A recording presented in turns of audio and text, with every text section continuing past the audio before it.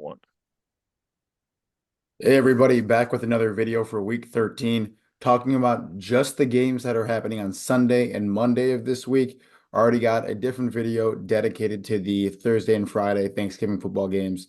So we will jump into the second half of this week's games. As always, don't forget to like the video and the other video if you're enjoying the content. Subscribe to the channel so you can keep getting this content week after week, and let us know who you're taking in the comment section. Love it. Let's jump right into it, Woj. As you mentioned, we'll start it off with our Sunday games. There are no bye weeks this week, and then next week will be our last week of byes. But we have potentially two playoff teams in this opening matchup, with the 7-4 Chargers heading to Atlanta to play the now 6-5 Falcons. Chargers lost to the Ravens on Monday night by just a score, and the Falcons are off of a bye this week. Dobbins, he's questionable after getting banged up on Monday. That's a big injury to monitor heading into this one. But the Falcons are even more banged up in the secondary. They have three corners who are questionable heading into this matchup. It's looking like it could be a favorable matchup for Herbert. As I mentioned, though, Falcons are off the bye. They're slight underdogs at home here. Where are your initial thoughts, Woj? Yeah, this game really is right now in my mind to pick him, and I really am intrigued to see what's going to happen with J.K. Dobbins, and I think he's going to be much more effective, and has been much more effective than Gus Edwards, so that's a big loss for them. It's also a case where normally, if all else equal, I'm taking the Chargers here. Chargers played a pretty physical, tough game and are coming off a short week. And you mentioned it, the Falcons coming off a long week with the bye. Usually, when we see those types of matchups, we see it favor the team that has ample rest compared to the team that has short rest. And I think that will be no different here. Um, I really like the defensive aspect that comes with the Chargers here. I really like how Lamech offense has really stepped up as the wide receiver one role for Justin Herbert in this offense. Um, but I'm a little bit afraid that it's going to fall short again with the short week, and against this Falcons offense, who's been rolling as of late. You're really seeing them do all the things that people wanted them to do after this offseason, and that is get those weapons that they have all scattered across their offense better integrated into those schemes. You're seeing Kyle Pitts, Drake London, obviously Bijan Robinson is getting a handful, and even Darnell Mooney is getting in the mix. I think with the longer rest and the Chargers over a short week, I think I had to take the Falcons here in an extremely close game, especially if J.K. Dobbins is not going to play. Yeah, Dobbins is questionable right now, so I mean we'll have to see how he Hmm. progresses as the week moves along. But I think I'm with you. I mean, it just feels like the Falcons are due for a bounce back game. Hmm. I mean, and they're off the bye because a lot of the other regions are pointing me towards the Chargers, but this Every is other like reason you is said, pointing yeah, towards the it's Chargers for me. It's right. Like it's tough. looking like a pick 'em in Atlanta. They're off the bye, and the crazy thing is Atlanta is the fourth best team on PFF. Like, It is wild. I think a big portion of that, and I've talked about it previously, but Atlanta is the second overall rated run on Hmm. PFF, and like Kirk Cousins doesn't run the ball at all. So, um, basically they They, have the they second they have a overall great rated offensive run, line. but Hmm. right, like they only run the ball 20th most in the league. So they're bottom third in rush attempts. Like they Wow. need to take more advantage of this run game, and they haven't done it yet. So they should win the game at home, but this one's really tough for me to pick. I think I got to go with Atlanta just because it's the bye and Hmm. they need to win a little bit more here. Yeah, I don't love the pick, but it is the one I'm siding with. All right, let's move along. Next up, we got an AFC North matchup. The 8-3 Pittsburgh Steelers are heading to Cincinnati to play the 4-7 Bengals. Steelers lost last Thursday to the Browns, so they do have a little bit of extra rest, but that's Hmm. negated because the Bengals are off of a bye this week. So Bengals have those extra 4 5 days heading into this matchup. And the bye is playing into the line here with the Bengals at -2.5. I don't Has think to they be. would be otherwise. But I'll kind of take the lead on this one, or at least I'll give my thoughts Hmm. first. I don't think the Steelers will have enough firepower. I mean, kind of what I've seen lately is the defense is great. Um, They win those close games, any game that's fairly close. Good special teams. Boswell, been Oh yeah. phenomenal at kicker this season. But Steelers defense is middle in the pack as far as coverage rating goes. I mean, Hmm. Burrow's going to just be throwing the ball all game as he has all season. And if this team was anywhere near 500, Burrow would be the front runner for the MVP right now. But sitting at 4-7, they've kind of fallen off of the accolades chart at least. But yeah, I mean, I'm all over the Bengals. I think they're going to win this game. I think they'll cover the -2.5 spread, and I'm looking kind of ahead here. I know we keep saying the Bengals are do or die now. They're 4-7. They're do or die. The rest of their schedule, they are definitely are now. But so they got Pittsburgh this week. They got Dallas next, winnable game. Hmm. Tennessee next, winnable game. Yep. Cleveland after that, winnable game.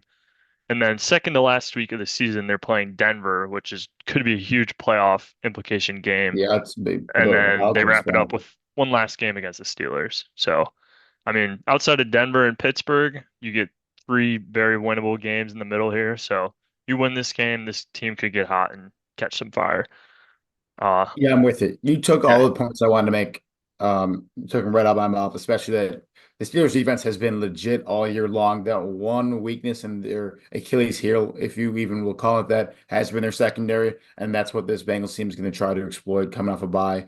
Obviously with Jamar Chase, but T. Higgins getting dangerous as he gets healthier and healthier. I'm with it. This really is do or die, and I think that's really what this line is reflecting is this is the Bengals season right now, and the light is at the end of the tunnel. They win this game, they get a string of very winnable games, even against a playoff opponent in against Denver. That's as playoff winnable opponents game. go, one of the weaker ones. So if they win this game, they could very easily rattle a few off, especially with the way that Joe Burrow's been playing. I'm going to bet on Joe Burrow this game. I'm going to bet on the Bengals out of the bye in a must-win game to take this game and the spread here. Yeah, I'm all over it. This is one of my favorite picks, and I mean, we'll see how it ends up rolling out Yep. for us, but I like the Bengals a lot, -2.5. But we'll move along. We got another divisional matchup. We have the 7-5 Texans now going to Jacksonville to play the 2-9 Jaguars. Texans just lost to the Titans by 5, their worst loss all season. And Hmm. then the Jaguars are also off of a bye this week. Texans just 2-4 in their last 6. A lot of reasons for pointing me towards the Jaguars, but I got to remind myself, Mac Jones is the starter there in Jacksonville. He's in his starts, he's thrown 3 picks, hasn't accounted for any touchdowns yet. I mean, if Trevor Lawrence was in this game, I would love the Jaguars, even at like an Hmm. even line off the bye, but Mac Jones scares me a little bit too much heading into this matchup. So I think I have to still go with the Texans -4.5, but where's your thoughts at? I'm the same way. It definitely seems like a trap game. And maybe it is, especially this would have been in years past, or given that Trevor Lawrence is quarterback. But with Mac Jones at quarterback and the spread this minimal, there's absolutely no way that I think I can side with the Jaguars here. Some of the games this year, it has been, they've looked really easy on the surface and have been. I think a lot of Lions games have been that way where they're heavy favorites and, just take the better team. I think. That might be the situation here. I have not been impressed with the Texans all season long. At almost any point of as their play impressed me. And I think you're seeing a little bit of regression, sophomore slump from CJ Stroud, but you know, you just have seen such little from the Jaguars this year, even with or without Trevor Lawrence, that I'm with you. I'm taking the Texans here to cover, and hopefully it's one of those easy games. Yeah, I mean, like you said, like the Texans haven't really been blowing anyone's minds this season. I think the Stephon Diggs injury was huge for them. Yes, there Like, was. like And my they've been, fantasy team. yeah, they've not been anywhere near as productive as they were on offense. I think the big issue too is as a Tank Dell owner, they just like Tank Dell has not stepped up. Whether No. it's him, CJ Stroud, they both have some to blame. But he was looking like a potential wide receiver one last year, and he has been a pretty much a non-factor for that offense. Yep. Yep. Against this Jags defense, I think they could get it going enough. I think really my thing is the Texans defense is going to be able to slow down Mac Jones, and so I'm I would expecting have some to some think. good opportunities for CJ Stroud in this offense. Yeah, I'm with you. Jags third worst coverage grade too out of any team. Nico Collins getting more and more integrated after coming back from IR.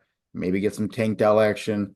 Um, was I think the signs point to the Texans there. All right, I like it, Woj. We're in agreement so far. Next up, we got the 6-5 Cardinals going to the 9-2 Vikings. The Vikings just over a field goal favorite at home. Cardinals only put up 6 points in the loss to the Seahawks last week. Kind of a dud after they were on a Hmm. nice little win streak there. And then the Vikings beat the Bears in OT. Kind of a game that was got ended up being closer than it really was throughout the majority of the game. But the Cardinals, so my thing heading in this game is the Cardinals have lost all their games where Kyler's been sacked 4 or more times. Mm. Minnesota averages 4.5 sacks at home, the most in the league. I think they win this game by a touchdown. I just think the pressure they're going to be able to put on Kyler. And don't get me wrong, like teams are starting to figure out floors a little bit. This defense isn't as dominant as it was the first few weeks, but I do think they're going to get enough pressure on Kyler, and I do think they're going to end up pulling this one out. Yeah, Cardinals have been good off the losses all season. They've been bouncing back. I don't think Gannon's got enough credit for what he's done in Arizona, but I do think this is a game that the Vikings pull out at home just due to the matchup. Where are your thoughts at? Yeah, I could see the Vikings pulling this one out, but this is a game where I think we disagree because I'm a little If I was a Vikings fan, I would be a little nervous here of the Cardinals coming into town and winning this game.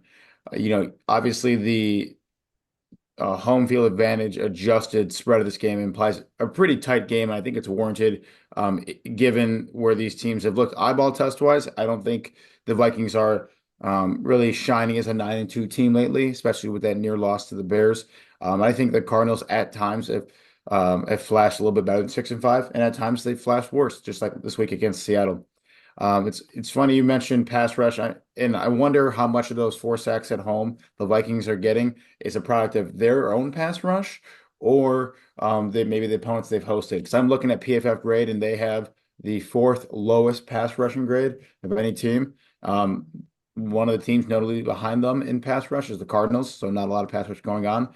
But you get the Cardinals with a slightly better coverage grade here. It doesn't seem like both either teams really are that high up in coverage grade. Honestly, I would expect the over if anything. I think it's gonna be a close game decided by 3 points.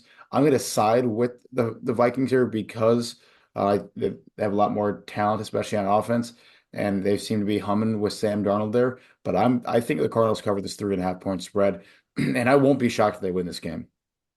Yeah, no, I mean I'm with you. I think the spread's definitely dicey even. I think the Vikings, just based off stats, the way they've been playing at home, I do think they pull this one out, put enough pressure on Kyler because I mean Kyler's been phenomenal this season. I mean Arizona doesn't get enough coverage in And general, but they're fighting for number one in that division. So this game, every game, I mean, the Vikings are also fighting for that division too, but it's a little bit different because they have a floor where they could be the number one seed in, sorry, the number one wild card team. The Cardinals, like this was their chance to get in, and it's a very tight race at the top of that NFC West, and they're not out of it by any means, even with this loss against Seattle.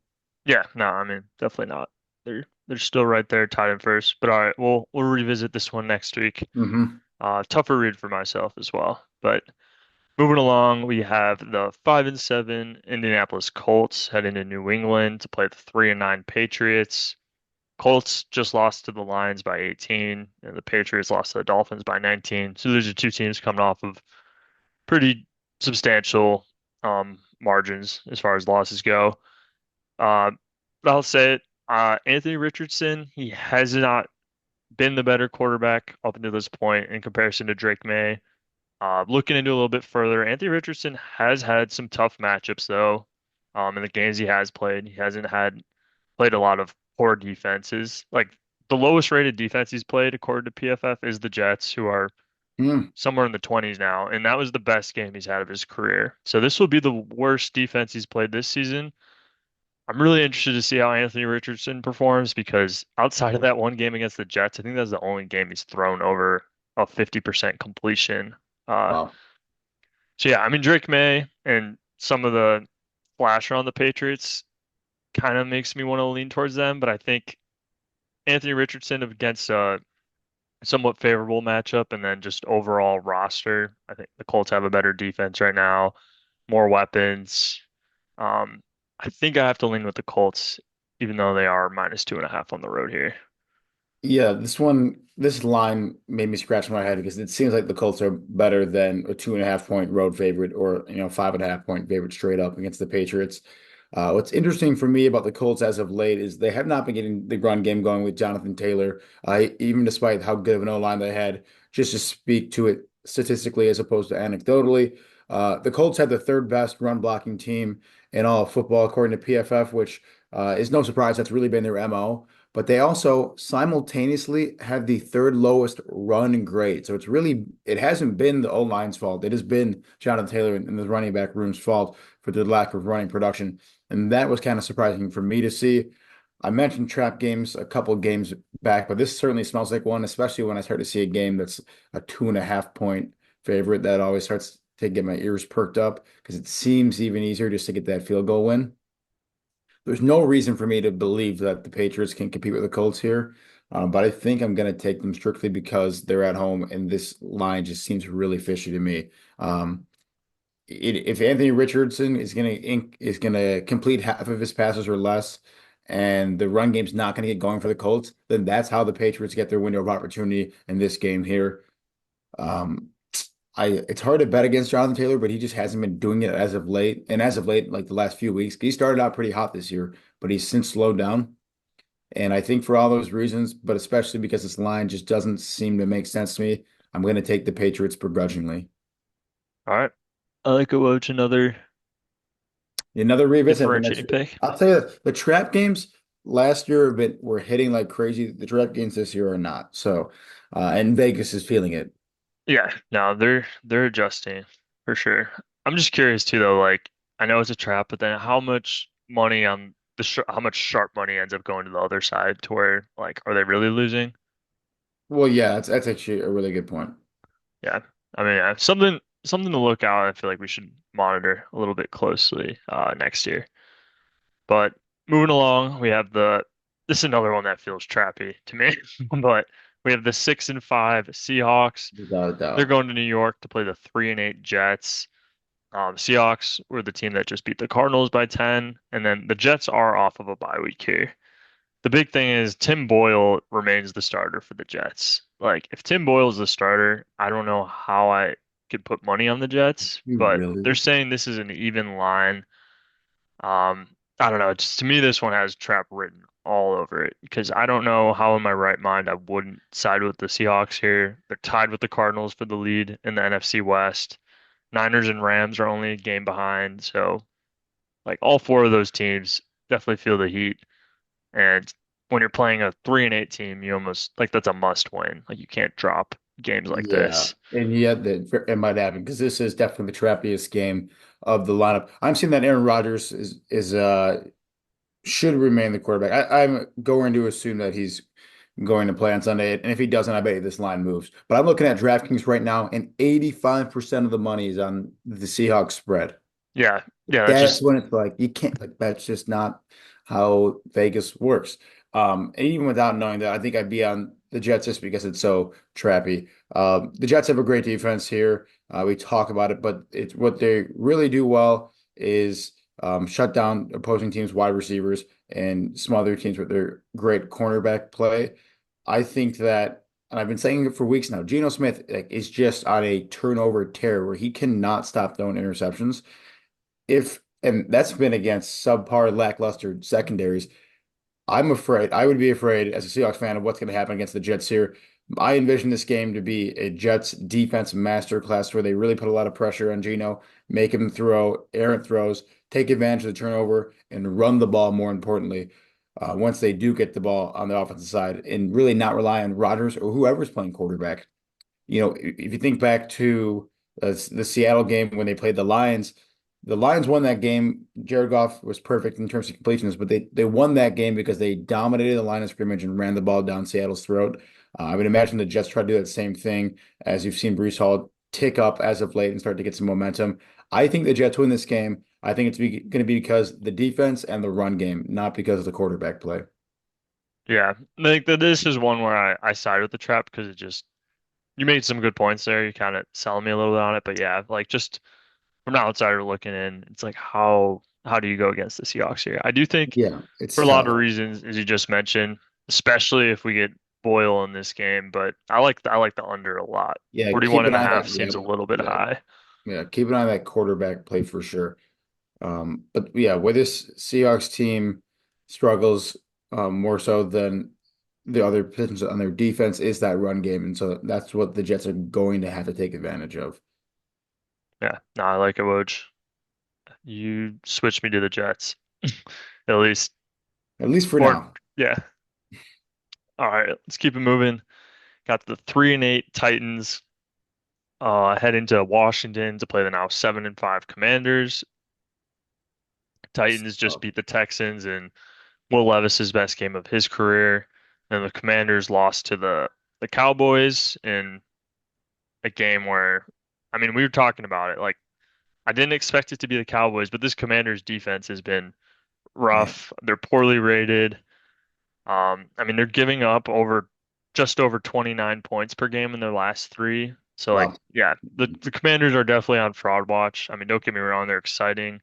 Jaden Daniels is still a good quarterback. His plays dropped a little bit of lately, but I mean, I think they're covering a lot of holes throughout the last several weeks. But they're coming in this one as 5.5 point favorites at home. Where do you lean in this matchup? Yeah, I want to, add on some points with the Commanders here. Cliff Kingsbury's done a great job of the first half of the season revamping this offense and making Jaden Daniels look like a superstar.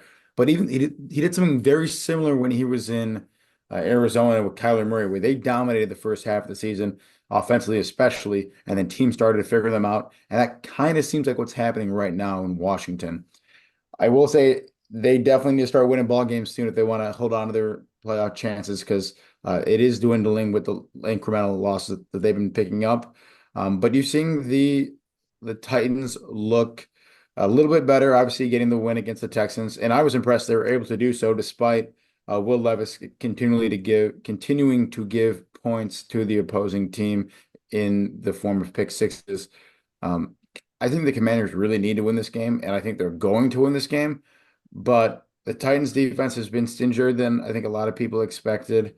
Because if you look at the score of that Texans Titans game, I think the how many points did the Texans put up? 27, I want to say. So 20 of that was only for the Texans offense. They held the Texans offense to 20 points. Like I've been saying it every week, but if Will Levis cannot turn the ball over, they're going to compete this game. And I think that for that reason, I'm gonna bet on Will Levis and the Titans to cover. But I think the Commanders needed too bad to drop this game at home. So Commanders win this one is my pick, but not by six or six plus. Yeah, no, I'm with you on this. Same exact idea. I like the Titans plus 5.5. I think like I talked about it last week, but Levis has looked a lot better since he came back from his injury. Like, yes, he's still got to cut down on the turnovers, but in the last three games, he's averaging 249 passing yards per game. He's got five touchdowns and two interceptions.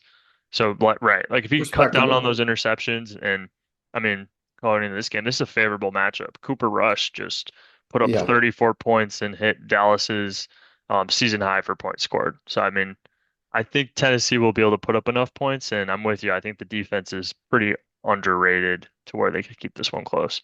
Hmm. All right, next up, another divisional matchup. This time headed to the NFC South. We got the 5-6 Bucks heading to Carolina to play the 3-8 Panthers. Bucks just got back on track, beating the Giants by 23 in Mike Evans' return game. Uh, saw the huge difference he made, adding him back to the offense. And then the Panthers only lost to the Chiefs by three. Another kind of topic we talked about last week, but Bryce Young has looked much better since the Hmm. benching. And this Panthers team, while the defense isn't there, like, or they're not, yeah, I don't know. The defense is still pretty rough, but this Panthers team is looking much more competitive the last few weeks. I want to hear where you're leaning going into this game with the Panthers is almost a touchdown dog at home. Yeah, there's one pick I really love in this game, but that's actually the over. I think. Yes, You, Woj. I yeah, there we haven't. go. Well, the Panthers defense, like you touched upon, has been dreadful, and they're the lowest ranked overall unit in defensive unit in football. And this Bucks secondary has been cheese with basically whoever's played them outside of the Giants.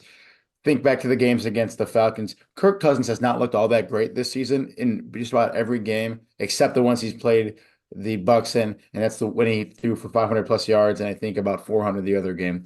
So that's just an example to show that a quarterback who is really average against standard defense could thrive against this Bucks defense. I'm with you that Bryce Young has made some pretty impressive throws, a lot of them happening last week that were definitely a sign of encouragement for his long-term future in Carolina.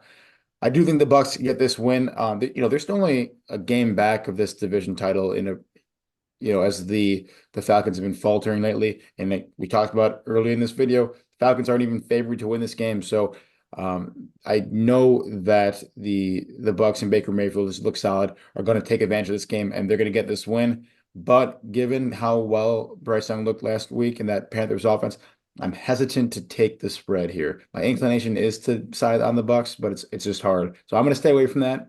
Um, and I'm much more partial to the over in this game. Yeah, no, I'm right there with you on the over. I mean, this Panthers defense hasn't been able to stop anyone all year. It's not like they win the game. It's just they outscore them. And Hmm. then kind of the same deal with the Bucks even. Like now we got Mike Evans back in the offense. They're much more explosive. Like Baker's top targets were the running backs, and the few weeks Godwin and Evans were out. So I Hmm. mean, this adds a big element to the offense. Yeah, I like the over. I hate picking like a spread on one side and taking the other team to win, but I do think the Bucks win, but I like Carolina to cover. I think Bryce Young's proven to me that I mean, I don't know, the way he handled the benching and everything, I just made me like him that much more, and I'm a Yeah, huge Bryce Young fan now. there we go. Yeah, I like the way he's improving too. For what it's worth, I'm rooting for the guy. right, yeah, no. I think he's got a good head on his shoulders. I think he'll try to win his job back. He's got a few more And he's games to been prove that. last week was a great step forward in achieving that. Yeah, that's where I'm at, but let's keep it moving. Got a few more games to cover here.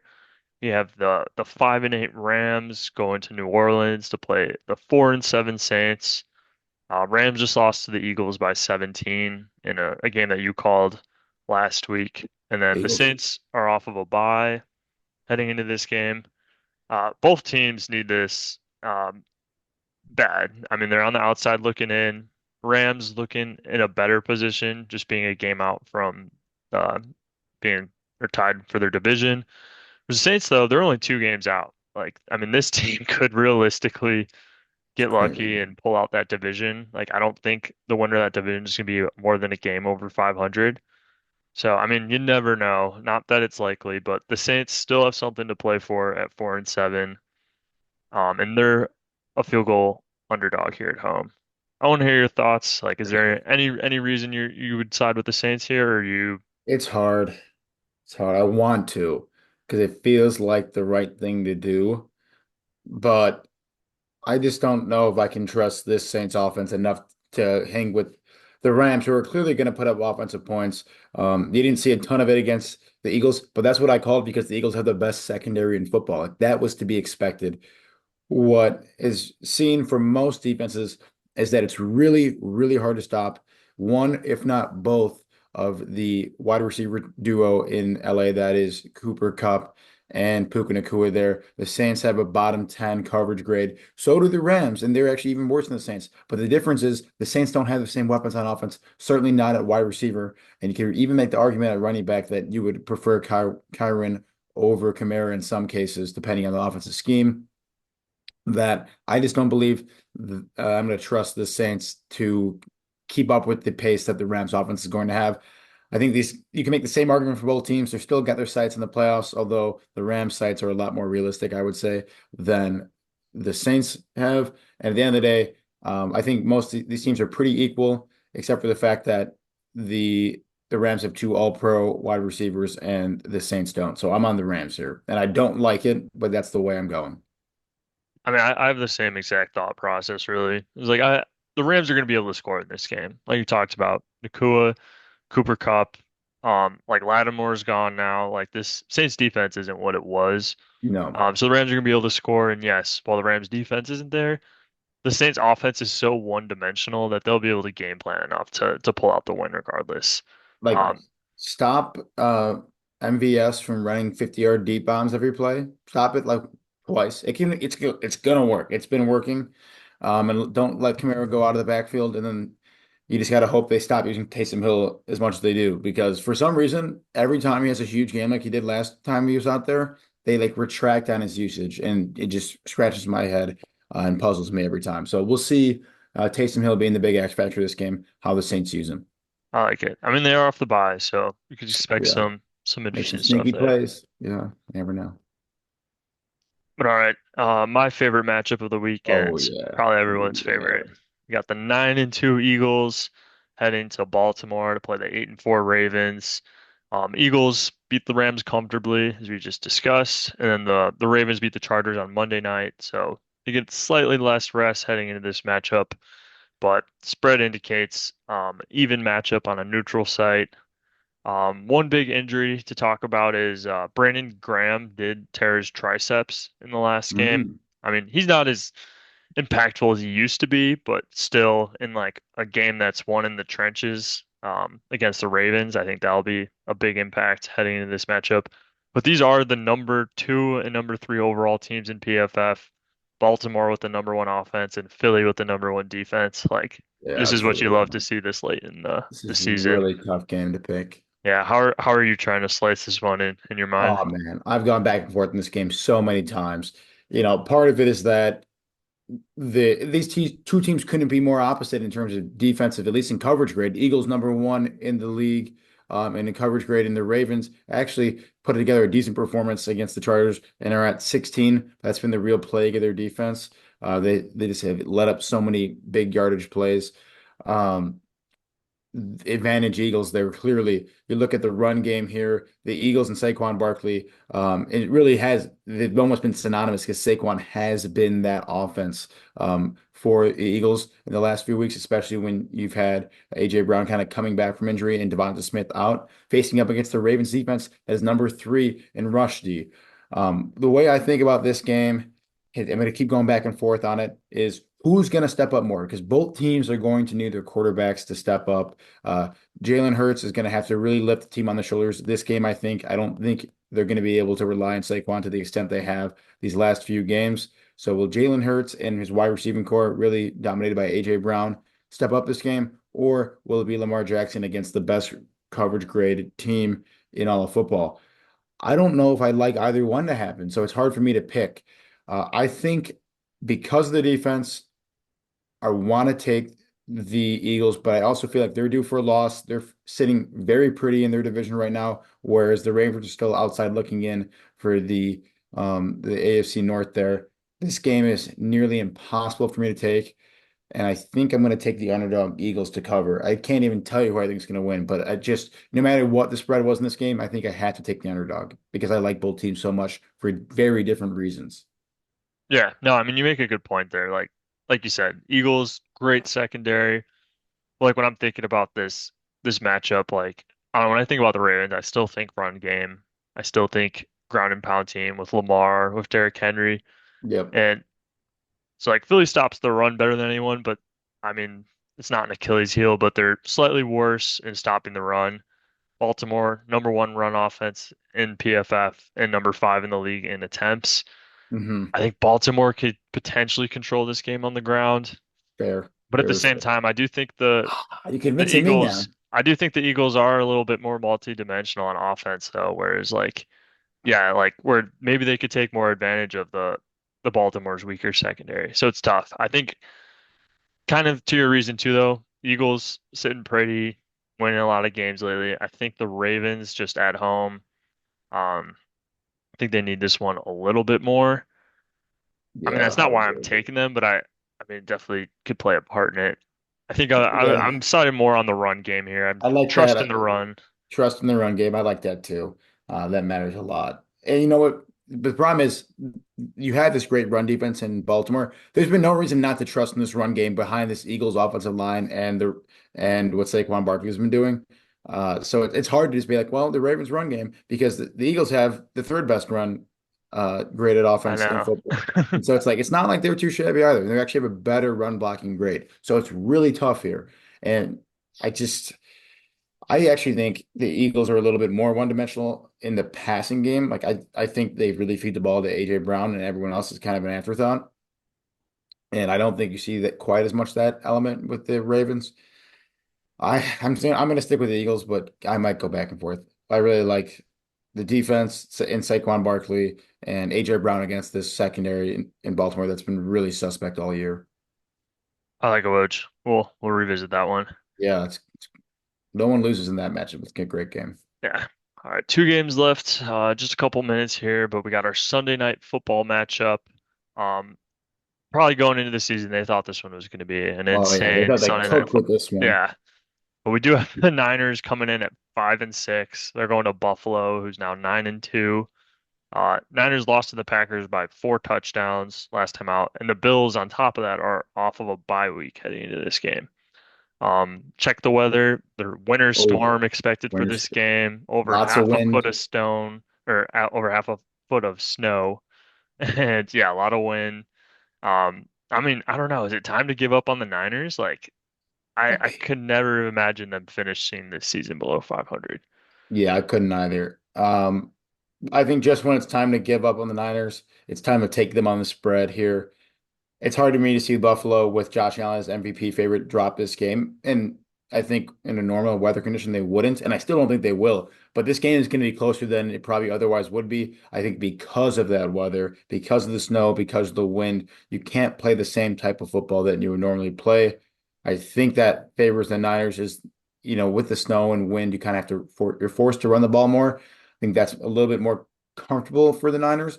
Now the Bills have shown the ability to run the ball between the tackles more this year with James Cook and a revamped offensive line. And obviously, Josh Allen is no stranger to running the ball himself. I just think the relative edge goes to the Niners here with the weather.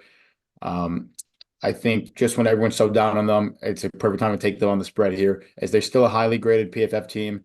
Um, I think Brock Purdy's got to play. I think he's a lot more control of this offense than anyone else otherwise could have.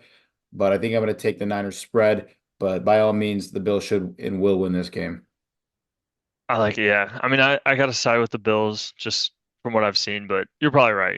Like the second you're gonna count the Niners out is when they're gonna bounce back. You just never know with a team that has that much talent.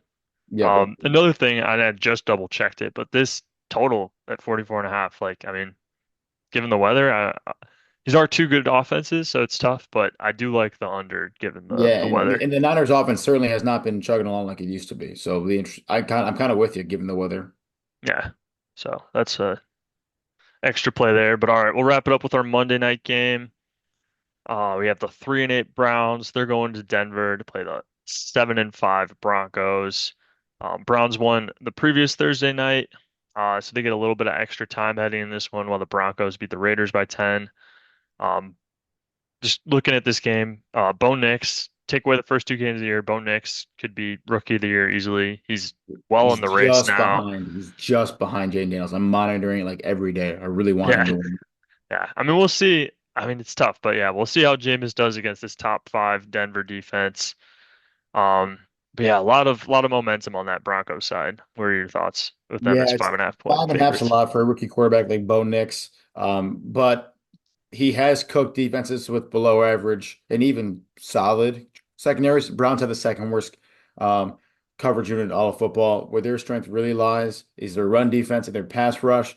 Broncos don't run the ball a ton with their running back by committee, and at the same time, they have the second best pass blocking unit in all of football. So I think the relative off advantage right there goes to the Broncos.